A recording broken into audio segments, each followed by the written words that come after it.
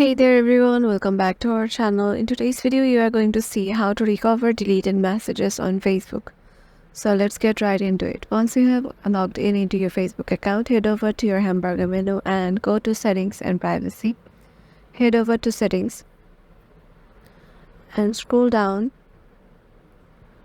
until you see an option download your information under your information section.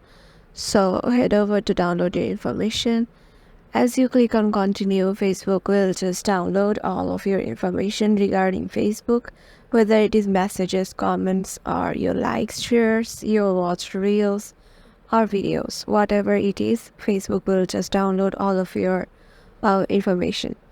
Then all you need to do is, once you download it, go to its exe file, just retrieve it and go to the messages section, and there you will see the deleted messages on your Facebook account. And yeah, that's it. Hope this video will help you out. Make sure to give it a thumbs up and stay tuned with us.